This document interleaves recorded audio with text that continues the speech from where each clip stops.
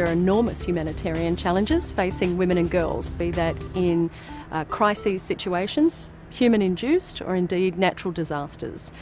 The Australian government is very conscious of the need that we have to promote and protect the rights of women and girls generally, but in particular in conflict situations, and that involves the prevention of or the elimination of sexual violence in conflict, as well as the need to advocate and promote women's role in peace building and peacemaking efforts. You've said previously that violence against women is the most pervasive and damaging problem in the world today. What are some of the ways Australia is addressing issues such as sexual violence in conflict zones? We're particularly conscious of 1325, the resolution that relates to women, peace and security. And Australia has a strong advocacy role. We want to ensure that we remove the impunity for perpetrators, particularly of sexual violence in conflict.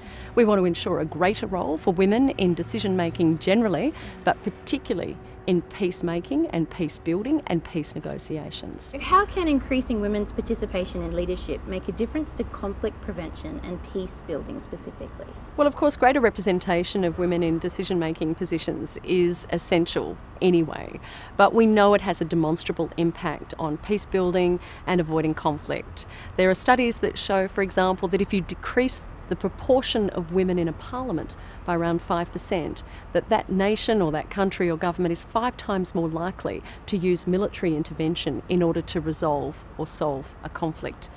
We also know that greater numbers of women in a parliament or decision-making institutions will address in more detail and in a better way the issues that affect women and their families, and that includes reporting of violence against women.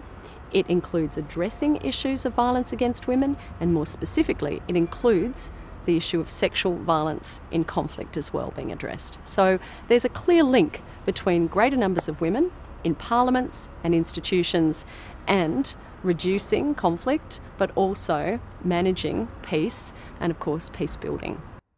Globally, states, including Australia, are taking steps to promote gender equality and stronger gender awareness among their military forces. So how would a more gender-sensitive military better protect and empower women and girls in conflict situations?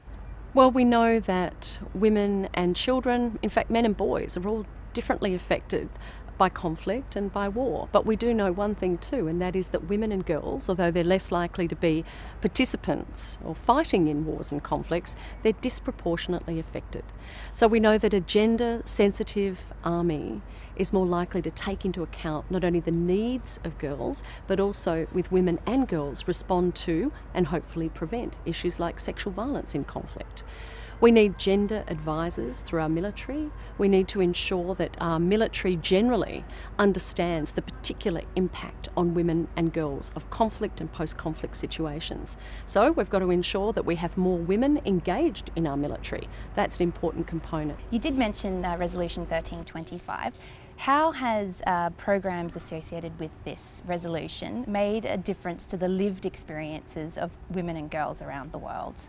I think the Resolution 1325, the fact that it put front and centre and explicitly stated a role for women in peacekeeping, peace building, and acknowledged the disproportionate impact of conflict on women and girls, I think that has had a huge impact. Of course, subsequent resolutions that deal explicitly with the issues of sexual violence also have had an impact on the lived reality of women and girls around the world. But most importantly, I think it's woken up governments. I think governments have understood that they've got to implement national action plans. They've got to respond to these issues, whether it's in their own communities or indeed in their region, or as good global citizens. We all have a part to play. So I think it's definitely had an impact, but there's still work to do.